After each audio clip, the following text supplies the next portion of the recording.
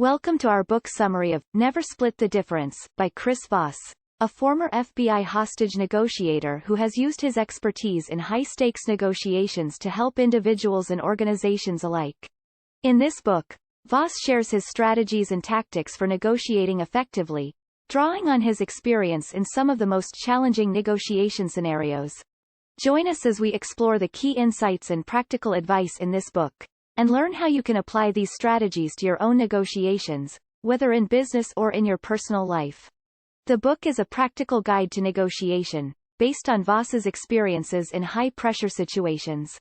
It covers a range of negotiation scenarios, from business deals to hostage situations, and provides readers with actionable strategies for achieving their goals.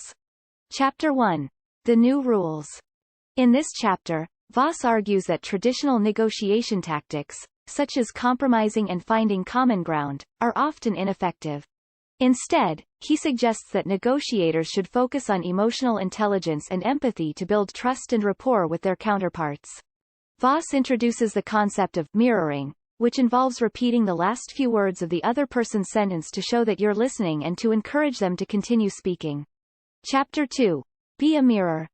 Building on the previous chapter, Voss explains how mirroring can be used to establish rapport and gain insights into the other person's mindset.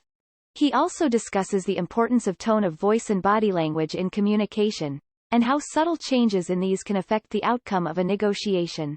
Voss provides several examples of how he has used mirroring in his negotiations, including a case where he successfully negotiated the release of a kidnapped American journalist. Chapter 3. Don't feel their pain, label it. In this chapter, Voss introduces the concept of labeling, which involves identifying and acknowledging the other person's emotions.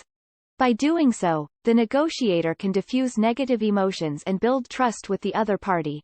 Voss also explains how labeling can be used to gain the upper hand in a negotiation, by labeling the other party's extreme demands as a calibrated move rather than an unreasonable one. Chapter 4. Beware, yes, master, no. Voss argues that the traditional goal of negotiation, to get the other party to say, yes, is misguided. Instead, he suggests that negotiators should aim to get the other party to say, no, as this opens up the conversation and allows for more flexibility. Voss provides several examples of how he has used this tactic in his negotiations, including a case where he convinced a supplier to provide a better deal by getting them to say, no, to his initial offer. Chapter 5. Trigger the 2 words that immediately transform any negotiation. Continuing from the previous chapter, Voss discusses the power of the phrase, "How am I supposed to do that?" as a way to reframe the negotiation and prompt the other party to come up with creative solutions. Voss explains how this phrase can be used to shift the power dynamic in a negotiation, and provides several examples of how he has used it to his advantage. Chapter 6. Bend their reality. In this chapter, Voss explains how negotiators can use empathy and active listening to understand the other party's perspective and find common ground. He also discusses the importance of framing the negotiation in a way that makes the other party feel like they are getting a good deal, even if they are making concessions. Voss provides several examples of how he has used these tactics in his negotiations, including a case where he convinced a CEO to give his employees a raise by framing it as a way to improve the company's reputation. Chapter 7. Create the illusion of control. Voss explains how negotiators can use the other party's desire for control to their advantage. By giving the other party the illusion of control, the negotiator can actually steer the conversation towards their desired outcome. Voss provides several examples of how he has used this tactic in his negotiations, including a case where he convinced a bank to waive a client's fees by making the bank feel like they were in control of the negotiation.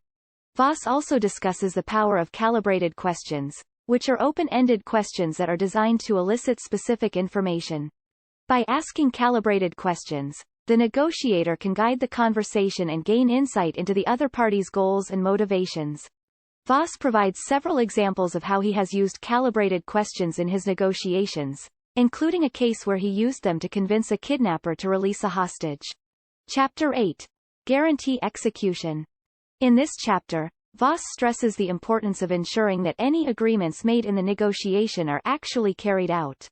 He provides several strategies for guaranteeing execution, such as setting specific deadlines and using if-then statements to establish consequences for noncompliance. Voss also explains how to handle situations where the other party reneges on the agreement, including using the Ackerman model to negotiate a new agreement. Chapter 9. Bargain hard. Voss argues that negotiation is not a zero-sum game, and that both parties can benefit from a well-executed negotiation. He provides several strategies for bargaining hard, such as anchoring, setting an extreme starting position, and making small concessions that are perceived as significant. Voss also emphasizes the importance of knowing when to walk away from a negotiation, and provides several examples of how he has used this tactic in his negotiations. Chapter 10. Find the Black Swan. In this chapter, Voss discusses the concept of black swan events, which are unpredictable and rare events that can have a major impact on a negotiation. He provides several strategies for identifying and preparing for black swan events, such as conducting a premortem analysis, imagining that the negotiation has failed and identifying the reasons why, and creating contingency plans for unexpected outcomes.